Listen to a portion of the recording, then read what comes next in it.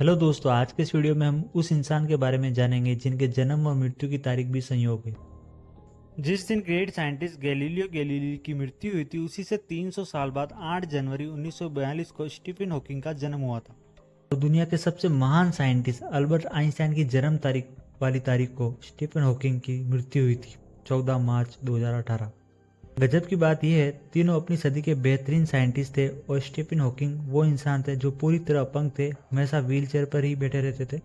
सिर्फ उनका दिमाग काम करता था, ना वो बोल पाते थे ना कुछ कर पाते थे, और इनका दिमाग आम इंसानों से 100 गुना आगे था। तो जानते हैं इस वीडियो में इनकी कुछ खास बातें, तो वीडियो शुरू करते हैं। 8 जनवरी 1942 में जन्मे स्टीफन हॉकिंग का जन्म इंग्लैंड में होता है। इनके पिता फ्रैंक चिकित्सा में शोधकर्ता होते हैं और इनकी माता इsobel है जो चिकित्सा अनुसंधान संस्थान की सचिव थी। ये अपने पिता के 3 संतानों में से एक थे। जब स्टीफन 8 वर्ष के होते तब उनका परिवार सेंट अल्बान में आके रहने लगता है और वहीं की एक स्कूल में स्टीफन की स्कूल पूरी होती है। स्कूल के बाद इनका एडमिशन ऑक्सफोर्ड यूनिवर्सिटी में होता है जहाँ पर स्टीफन फिजिक्स पर अध्ययन करते हैं। कहा जाता है इनका इंटरेस्ट तो मैथ्स में होता है, लेकिन उस वक्त ऑक्सफोर्ड यूनिवर्सिटी में मैथ नहीं होता है। बाद में उन्होंने अपना डिसीजन चेंज करके फिजिक्स की पढ़ाई जारी रखते हैं। फर्स्ट ईयर वो ऑक्सफोर्ड में करते हैं, इसके बाद कैम्ब्रिज विश्वविद्यालय में वो अपनी पढ़ाई पूरी करते हैं। 1962 में कैम्ब्रिज विश्वविद्यालय में department of applied mathematics and theoretical इन्होंने ब्रह्मांड विज्ञान पर रिसर्च किया, जहाँ पर उनको लोग जानना शुरू हो जाते हैं। फिर 21 वर्ष की आयु में स्टीफन के साथ कुछ ऐसा होता है जो उनका जीवन बदल कर रख देता है। उनकी तबीयत बिगड़ जाती है और जब उन्हें चेक करवाया जाता है जहाँ पता चलता है कि उन्हें एमियोट्रोफिक लेटल स्क्लेरोसिस नामक बीमारी हो गई है। दोस्तों, ये बीमारी कुछ ऐसी होती है जिससे आपके धीरे धीरे बॉडी के अंग काम करने बंद हो जाते हैं और आप विकलांग हो जाते हैं। और एक अलग बात यह है कि इस बीमारी का कोई इलाज भी नहीं है। तो यहाँ से स्टीफन का संघर्ष शुरू होता है। इतना होने के बाद भी स्टीफन इसे अपनी पढ़ाई के बीच में नहीं आने देते हैं और वह अपनी पढ़ाई को जारी रखते हैं। 1965 में वह अपनी PhD कंप्लीट करते हैं। पढ़ाई के बाद स्टीफन कैम्ब्रिज कॉलेज से जुड़े रहते हैं और इन्होंने शोधकर्ता के रूप में यहाँ काम किया। 1972 में स्टीफन ने DAMTP में बतौर सहायक शोधकर्ता के रूप में काम किया और इसी दौरान उन्होंने अपनी पहली पुस्तक the large scale structure of space time लिखी थी।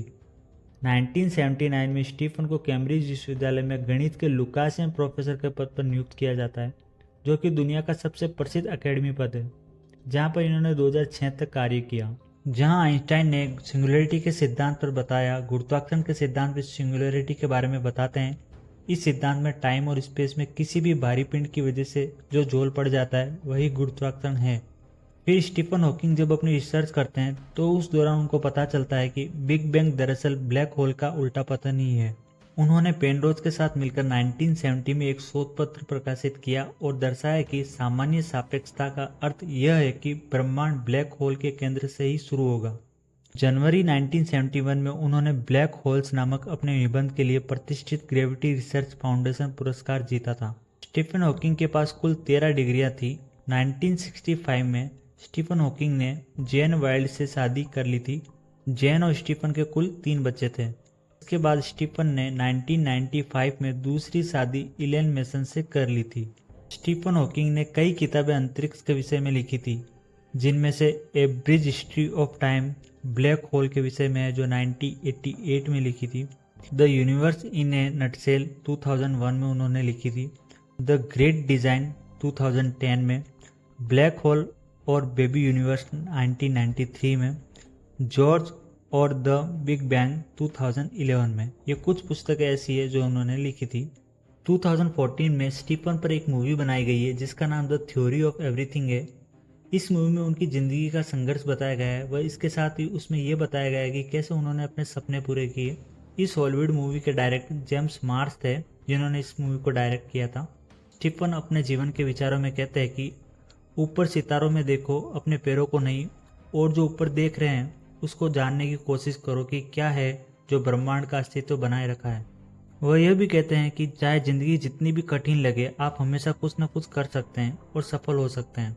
और वह कहते हैं कि अतीत भविष्य की तरह ही है, अनिश्चित है और केवल समस्याओं के एक स्पेक्ट्रम के रूप में मौजूद है।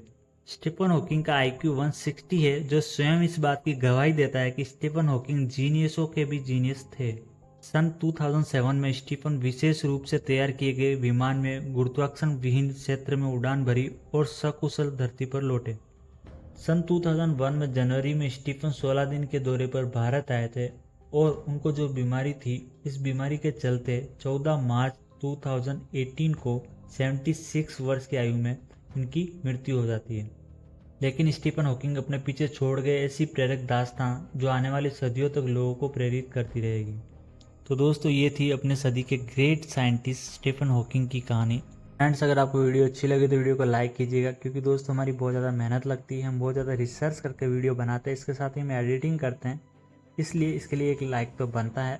और इस वीडियो को ज़्यादा से ज़्यादा शेयर कीजिएगा, जिससे और भी लोग इनके बारे में जान पाए। अगर आप चैनल पर नए हैं तो चैनल को सब्सक्राइब कर लीजिएगा, क्योंकि इस तरीके के वीडियो, मोटिवेशनल और इन्फॉर्मेटिव वीडियो आपको इस चैनल पर मिलते रहेंगे। फिर मिलते हैं किसी नए वीडियो में, तब तक के लिए थैंक यू सो मच।